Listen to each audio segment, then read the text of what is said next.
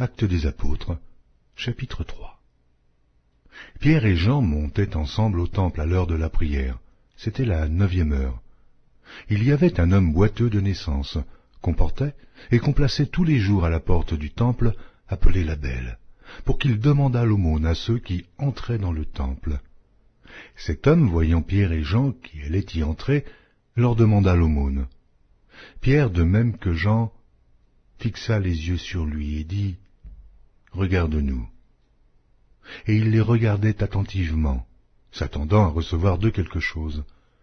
Alors Pierre lui dit « Je n'ai ni argent ni or, mais ce que j'ai, je te le donne. Au nom de Jésus-Christ de Nazareth, lève-toi et marche. » Et le prenant par la main droite, il le fit lever.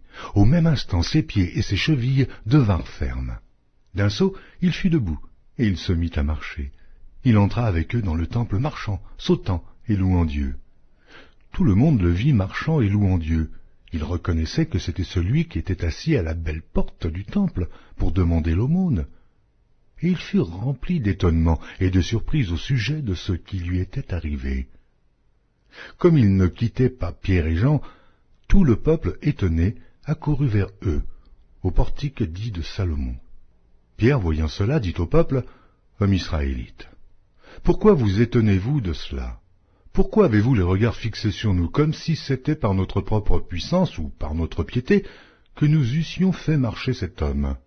Le Dieu d'Abraham, d'Isaac et de Jacob, le Dieu de nos pères, a glorifié son serviteur Jésus, que vous avez livré et renié devant Pilate, qui était d'avis qu'on le relâchât.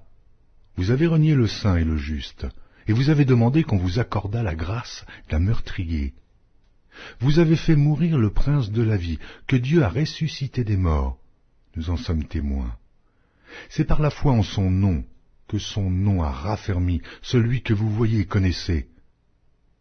C'est la foi en lui qui a donné à cet homme cette entière guérison en présence de vous tous.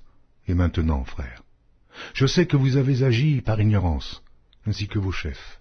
Mais Dieu a accompli de la sorte ce qu'il avait annoncé d'avance par la bouche de tous ses prophètes, que son Christ devait souffrir. Repentez-vous donc, et convertissez-vous, pour que vos péchés soient effacés, afin que des temps de rafraîchissement viennent de la part du Seigneur, et qu'il envoie celui qui vous a été destiné, Jésus-Christ, que le ciel doit recevoir jusqu'au temps du rétablissement de toutes choses, dont Dieu a parlé anciennement, par la bouche de ses saints prophètes. Moïse a dit, « Le Seigneur votre Dieu vous suscitera d'entre vos frères un prophète, comme moi. Vous l'écouterez dans tout ce qu'il vous dira, et quiconque n'écoutera pas ce prophète sera exterminé du milieu du peuple. » Tous les prophètes qui ont successivement parlé depuis Samuel ont aussi annoncé ces jours-là. Vous êtes les fils des prophètes et de l'alliance que Dieu a traitée avec nos pères, en disant à Abraham, « Toutes les familles de la terre seront bénies en ta postérité. » C'est à vous, premièrement, que Dieu, ayant suscité son serviteur, l'a envoyé pour vous bénir, en détournant chacun de vous de ses iniquités.